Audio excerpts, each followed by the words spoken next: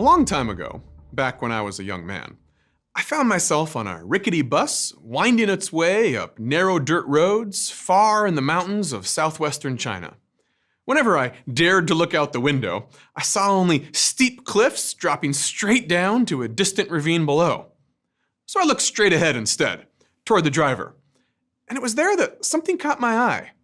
8 Chinese characters spray-painted just above the dashboard. 开车责任重于泰山. The driver's responsibility is as heavy as Mount Tai. Well, that put my mind at ease. For if the driver of that bus cared as much about his passengers as the Chinese people care about Mount Tai, which appears even on the reverse side of the Chinese 5 yuan banknote, then I knew I was in good hands. Mountains claim a special place in the collective imaginations of the world's civilizations. As the tallest features in our landscape, mountains are often viewed as sacred sites where the mundane meets the sublime. The clouds that congregate around their peaks bring reliable rain, while melted winter snowpack feeds into great rivers. For dense civilizations that depended on intensive agriculture, this close association with life-giving waters gave mountains a special reverence. So too did their extreme contrast in climate, their forbidding terrain, and their unique flora and fauna, along with their mysterious, unexplainable phenomena. In China, there are many mountains that fit these criteria, but 2 of them stand above the rest, Mount Tai and Mount Emei. Though little known in the West, these mountains are renowned within Asia for both their aesthetic beauty and their long association with Chinese culture.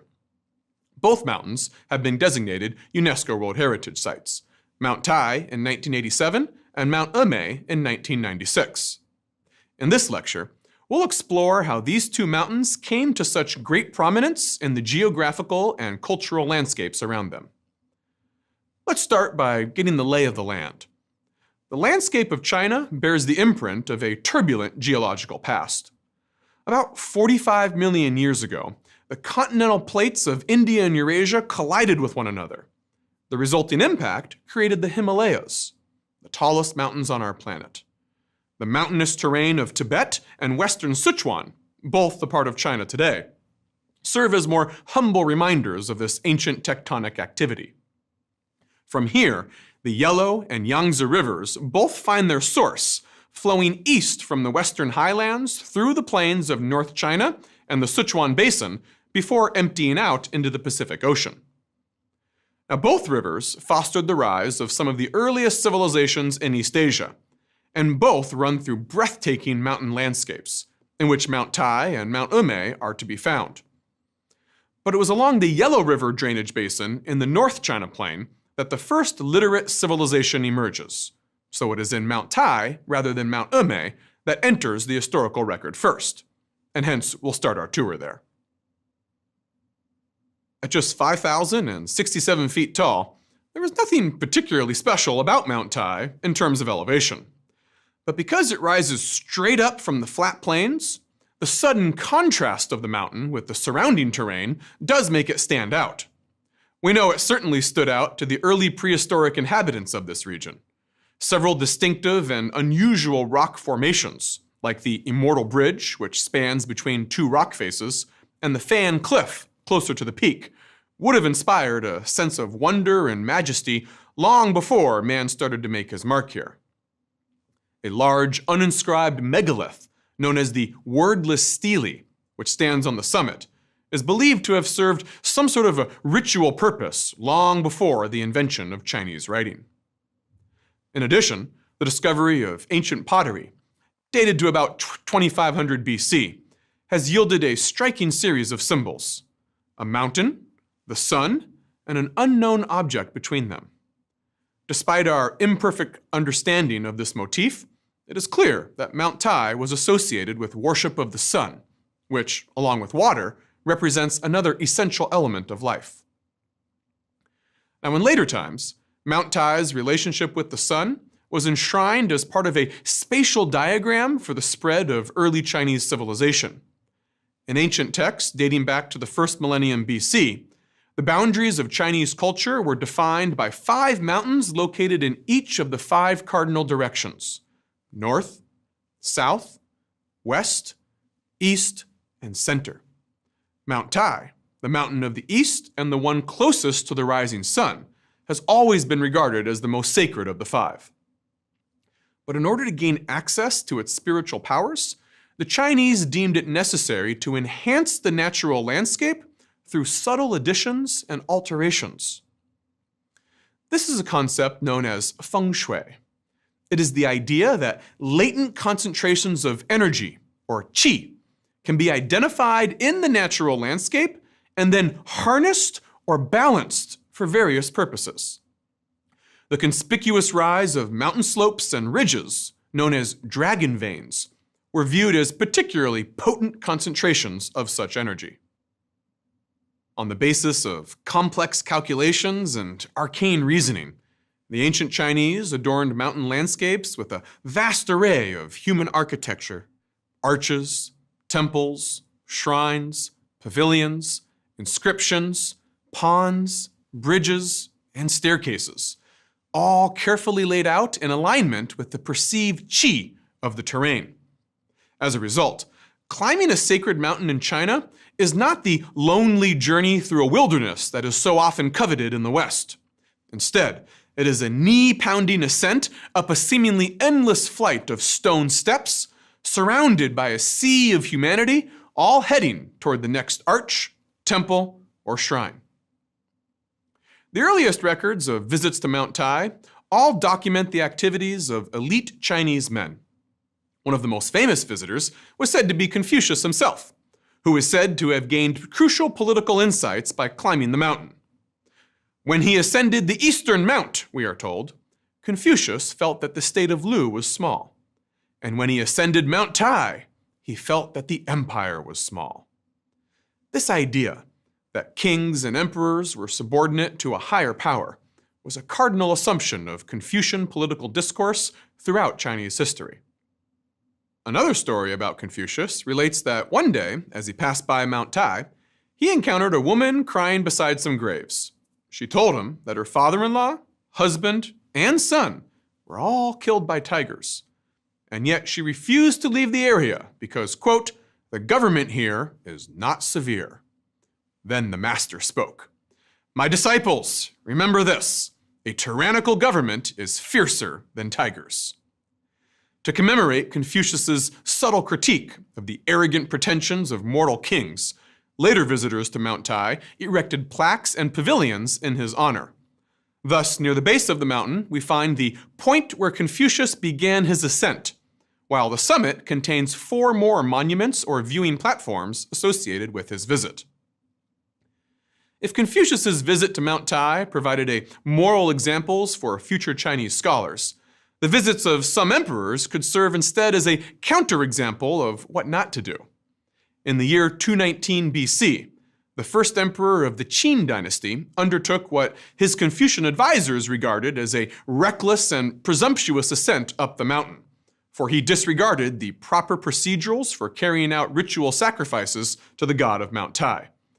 As the story goes, the mountain responded with fierce wind and rain, forcing the emperor to take shelter under a pine tree.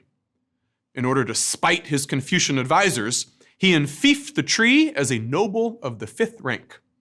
On the same site today, located about 3/4 up the way to the summit, visitors will encounter a latter-day descendant of this 5th rank pine tree next to a small terrace and a pavilion.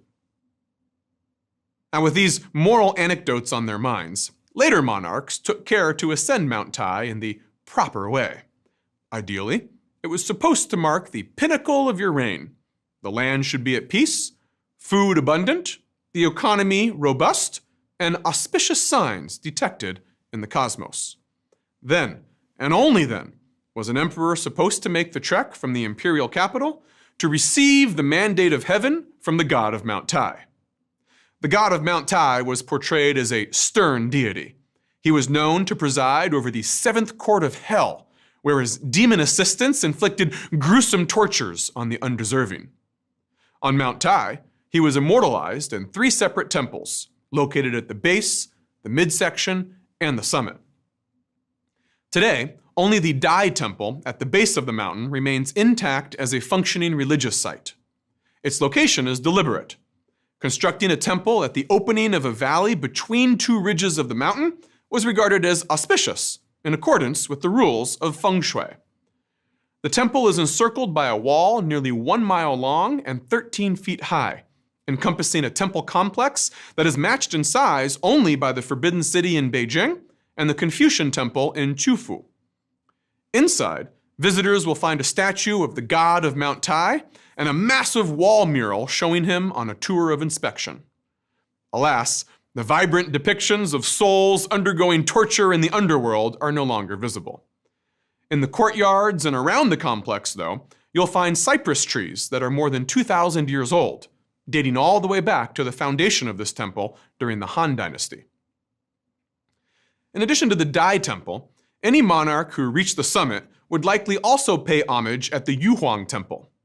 Built in 1483 around the highest peak on the mountain, this temple holds a statue of the Jade Emperor, who serves as the chief deity in the Taoist pantheon, China's premier homegrown religion. The temple is also notable for its roof tiles made of iron, which are essential to resist the extreme wind on the summit. In the temple courtyard, you'll find a stone marker which notes the official height of Mount Tai's peak.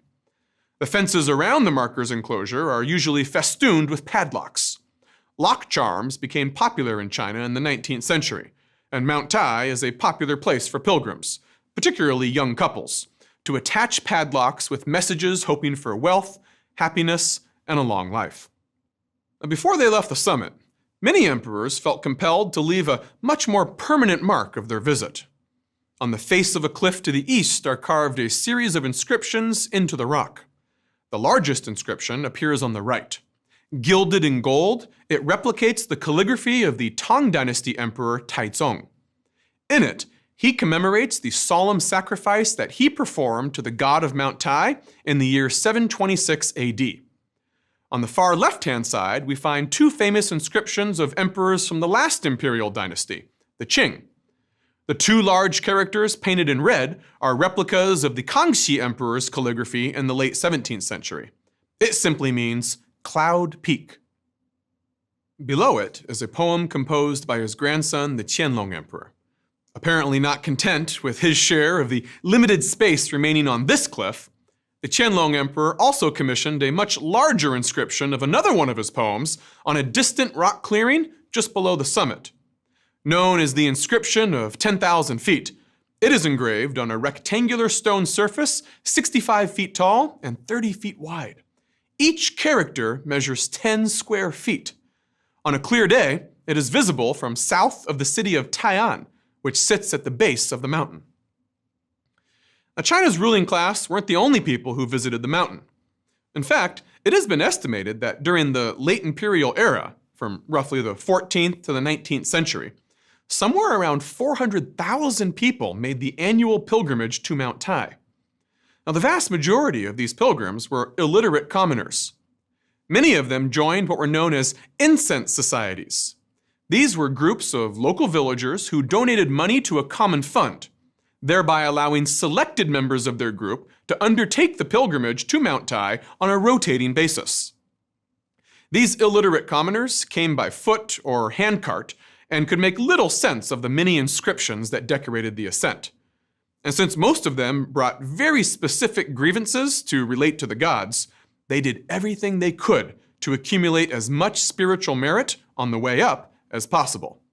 This included the practice of bending down to touch their head on the ground every few steps and giving what little money they had to beggars. Because they were often so poor, many of them chose to climb to the summit at night so they would not have to pay for food and lodging at one of the temples. The sight of so many lanterns snaking their way up the mountain led one 17th century traveler to describe the scene as resembling 10,000 bushels of glowworms. Still, there were many opportunities to fritter away one's savings. Temples sold talismans, incense, and paper money necessary for prayer, while actors, musicians, apothecaries, jugglers, and puppeteers were eager to entertain. Over the centuries, dozens of landmarks, altars, pavilions, and other stopping points have been built along the pilgrimage. One of the most distinctive features today are the many paifang, or archways, that span across various points of the nearly 7,000 steps of the modern stairway. And it's clear that Mount Tai's pilgrims generated a good deal of income for local communities. One legend even says that the Taoist nuns in the Domu temple were expelled for running a brothel inside. One aspect of Mount Tai pilgrimage that Chinese records leave little account of is the sheer number of poor women who made the arduous trek to the summit. By the late imperial era, so many of the pilgrims were women that the gods themselves began to cater to them. This cultural shift can be seen in the rise of Bixia Yuanjun, or the Princess of the Azure Clouds. She was a female deity with the power to answer prayers for a son, which women in a deeply patriarchal society simply had to produce in order to attain any standing or influence within her husband's family. The principal site of worship for Bixia Yuanjun was at the Bixia Palace. By far the largest temple on the summit, its construction dates back to the 14th century during the Ming Dynasty. Inside, pilgrims will find a statue of Bixia Yuanjun flanked by her two assistants, the goddesses of eyesight and conception. It was at this holiest of altars that Chinese women would pray to the goddess of Mount Tai for a son, often saying that they were going to, quote, have a chat with grandma. Now, while the summit of Mount Tai was supposed to be a place to pray for new life, there was a small minority of pilgrims who believed that the god of Mount Tai could also grant an extension of life for ailing relatives. In what was intended to be the ultimate act of filial piety towards one's parents, some people actually leapt to their deaths from the summit. The preferred spot for doing so soon became known as Abandoned Life Cliff. The rationale was simple. The bureaucracy of the underworld could grant an extension of life to the elderly, but only if its books were balanced by the taking of a young life in return. Various officials attempted to stop the practice, and by the 17th century there was a wall built 15 feet high, with the landmark renamed Love Life Cliff. Unfortunately, the practice has continued down to the present day, though the impetus to do so now derives from educational, professional, and social setbacks rather than extreme expressions of filial devotion. The Confucian emphasis on filial piety and the importance of sons has a long tradition, dating back to the first surviving Chinese texts carved onto oracle bones in 1250 BC, when a Shang king noted his disappointment at the birth of a daughter. By contrast, the arrival of Buddhism from India took place at a much later date, around the first several centuries of the first millennium AD. But its impact was no less profound. In just a few hundred years, Chinese concepts about the afterlife and the gods who populated it underwent a dramatic shift. Now, you were expected to cultivate good karma and direct your prayers to a colorful array of Buddhas and Bodhisattvas, all in hopes of entering a delightful Buddhist heaven. Mount Emei, located about 1,100 miles southwest of Mount Tai, has long been regarded as China's premier Buddhist mountain. The bold architecture of this imported religion greets visitors long before they reach it. Along the eastern approach, at the confluence of two raging rivers, a giant stone Buddha has been carved out of the cliffside. This is the great Maitreya Buddha at Leshan, which was also designated a UNESCO World Heritage Site in 1996. It's easy to see why.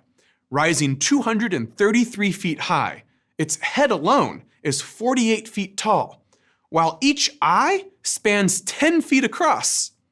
This massive Buddha was constructed as a means of taming the turbulent rivers at its feet. A circular stone stairway now allows visitors to get an intimate view of all the moss and weeds that grow out of the Buddha's various nooks and crannies. When you reach the platform at the bottom, be prepared to be dwarfed by his feet. Each one is 29 feet wide. In fact, more than 100 people could stand on just 1 foot at the same time. From here, you can also take in the same magnificent view west across the river that Maitreya himself enjoys. an unobstructed panorama of heavily wooded Mount Emei. Mount Emei rises much higher and is more spread out than Mount Tai.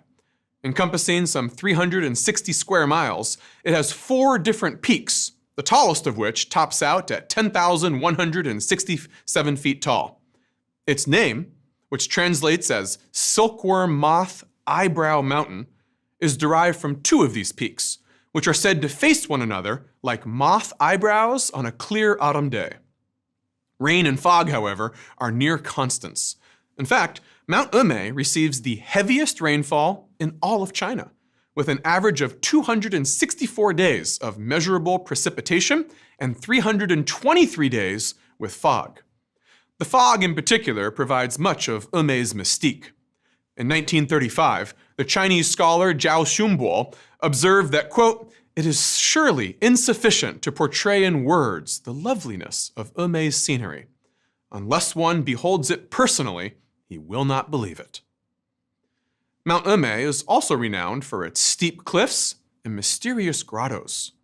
These, along with its undeniable aesthetic allure, drew many Taoist hermits and ascetics to its ridges and summit. They came not only for its glorious solitude, but also for its rich array of rare flora and fauna. And though rarely seen today, panda bears once roamed its vast forests, munching on the dense bamboo stands that grow along its lower and middle elevations.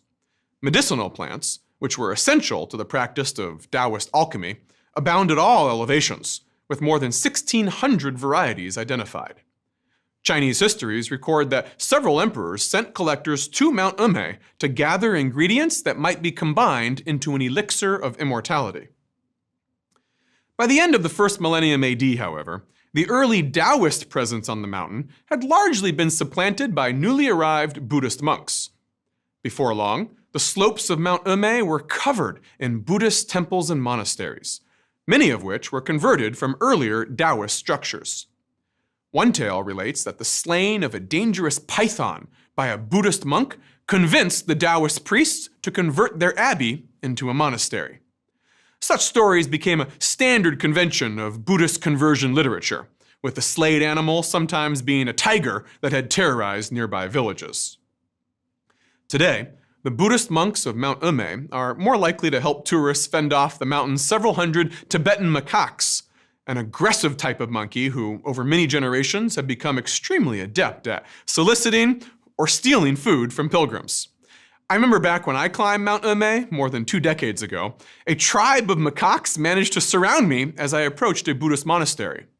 Not having any peanuts in my backpack to buy them off, I suddenly grew very panicked, until a monk ran out of the monastery and fearlessly chased them all away with a wooden staff.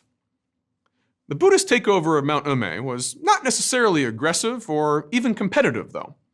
Baogol Temple, located at the foot of the mountain, was completed during the late 16th century, during a long period in which Taoism, Confucianism, and Buddhism were promoted as complementary to each other. Though shrines to bodhisattvas dominate at Baogol Temple, there are also shrines to the Taoist deity Guangchengzi and Confucian scholar Lu Tong, allowing pilgrims of all persuasions to pray and make offerings before beginning their ascent. And that ascent was not to be taken lightly. Whereas Mount Tai's summit can be reached in a single day, the same feat on Mount Emei will require a minimum of 2 to 3 days, with lodging provided by monasteries and temples en route. In the 12th century AD, a Chinese official named Fan Chengda made the ascent in a sedan chair carried by hardy porters. And still, the steep and slippery journey made him dizzy, with Fan declaring, quote, "I am like a flopping fish being hoisted up on a long pole." He later concluded that of all the mountains to be climbed in the whole world, none matches this one in danger and height. Now today, the dangers of Mount Emei have been greatly lessened by the more than 10,000 stone steps that scale its ridgeline. But anyone with weak knees should still take note. Fortunately, for those without the time or inclination to climb the entire mountain, one of Emei's must-see sights sits only a third of the way up the stone path. This is the Wannian, or 10,000-year temple. A temple has been located here since the 4th century AD, built on the site where the Bodhisattva Samantabhadra, or Puxian in Chinese, was said to have taken up residence. Inside the complex, you'll find the distinctive beamless brick hall, which was built without the use of any wooden supports. It houses a massive 10th century bronze statue of Puxian, who sits on a gilded lotus flower on top of a white elephant with 6 tusks. Now, if you have the knees for 2 more days of stone staircases, bold monkeys, and mist-enshrouded greenery, you just might be rewarded with the most spectacular sight on the entire mountain. On the summit, in the midst of numerous temples, shrines, and platforms, is a mysterious natural phenomenon known as the Buddha's Light. The best spot to see it is at the aptly named Observing the Light Terrace. Then, if the proper amounts of evaporating precipitation and fog are present in precisely the right conditions, and if the sun is shining at a perfect right angle behind your back, you'll see a rainbow halo form around your own disembodied shadow over the distant valley below. It is estimated that the Buddha's light appears between 70 to 80 times a year. In the old days, it was believed that its arrival was announced by 2 magical birds that dwelt on one of the peaks on the summit. Just as the rainbow halo appeared, they would squawk out, "Fo Xian, Fo Xian," or "The Buddha appears, the Buddha appears." Now, just how these birds learned to speak Chinese was another mystery altogether. Unfortunately, just like at the abandoned life cliff at Mount Tai, the rapture that so many Buddhist pilgrims experienced on the appearance of this phenomenon led some to leap off the cliff into the misty abyss some 5,000 feet below, in the belief that they were jumping into the arms of the Buddha. If you don't catch the Buddha's light at the top of Emei, you will at least be guaranteed a view no less impressive, the Jinding, or Golden Summit. Its highlight is the 10-faced stupa, which rises some 160 feet tall, with the Bodhisattva Puxian looking out in all directions across China. On one side, we see him with a ruyi, or a scepter in his hands, powerful talisman in Chinese Buddhism and a symbol of good fortune. On the other side, we see his hands folded in his lap in a gesture of meditation and peace. Puxian sits on the backs of monumental elephants, more statues of which can be seen around the complex, which also features several gilded halls and temples. If this monumentalism seems out of place with what we've seen so far on China's sacred mountains, you're not alone in that feeling. The temples at the top of Emei have their origins in the Ming Dynasty, but have burned down several times. The most recent incident occurred in the 1970s, when, during the Cultural Revolution, a television tower was placed here to transmit propaganda. The attached generator caught fire, and the subsequent conflagration of wooden temples left almost nothing behind. In the early 2000s, a massive reconstruction plan under the auspices of the Communist Party-backed Buddhist Association of Mount Emei was undertaken. The results have been critiqued as over the top by some, who question whether the intention behind the elaborate reconstruction was spiritual or simply to drive tourism. But the results haven't deterred pilgrims, who have flocked in increasing numbers to the summit ever since. For at least the past 3,000 years, Mount Tai and Mount Emei have tested the limits of human endurance, ingenuity, and religious devotion. And though their summits can now be reached with relative ease by bus and cable car, these mountains are no less revered for the diminishment of the challenge. In many parts of the world, climbing a mountain tends to be experienced as a lonely battle between man and nature. But not in China. For as we have seen here with its most sacred Confucian and Buddhist peaks, China instead offers the aspiring pilgrim an intimate walk through Chinese history and culture.